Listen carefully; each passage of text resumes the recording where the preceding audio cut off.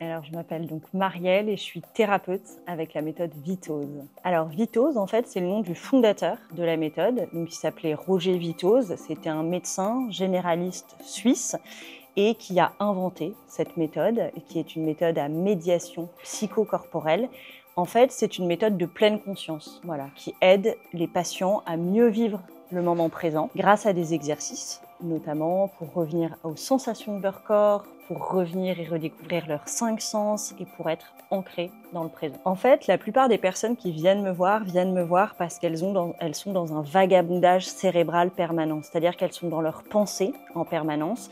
C'est vraiment l'image du hamster qui tourne dans sa roue et qui sont les pensées et qu'on n'arrive pas à arrêter.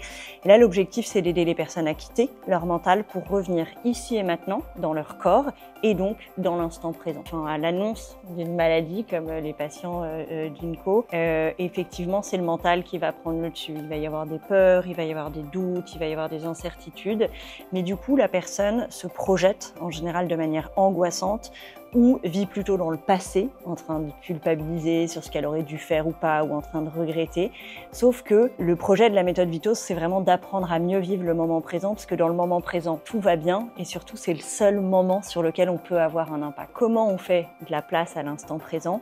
Eh bien, avec la méthode Vitose, ça passe par des exercices, notamment des exercices de réceptivité, de respiration, de relaxation, de concentration. Je reviendrai dessus, mais c'est vraiment un entraînement par des exercices. C'est pas des exercices scolaires, mais c'est des exercices en fait comme un entraînement sportif ou comme des gammes de solfège. L'objectif, c'est de rééduquer son cerveau et pour créer des nouvelles voies neuronales. Et donc, les exercices, ça va être des exercices sur les 5 sens, des exercices sur les sensations de son corps, des exercices de respiration. La sophrologie, par exemple, s'inspire de la méthode Vitose.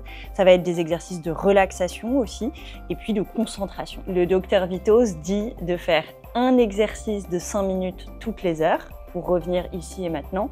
Aujourd'hui, c'est pas ce qu'on demande à nos patients, mais c'est sûr que plus ils font d'exercices, plus ils vont être dans le moment présent. Les exercices Vitose, donc c'est des exercices qui sont simples, ludiques, qui s'intègrent très facilement dans la vie quotidienne et qui sont amenés à être répétés. Donc moi, je vais montrer aux patients comment faire.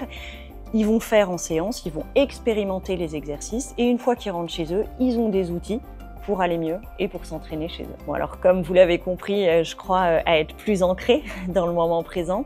Ça va leur permettre aussi d'accueillir leurs émotions et de pouvoir prendre de la juste distance par rapport aux événements et aux émotions qui traversent ces personnes-là. Ça va les aider aussi à mieux se concentrer et ça va leur permettre de retrouver une conscience corporelle et sensorielle. Merci.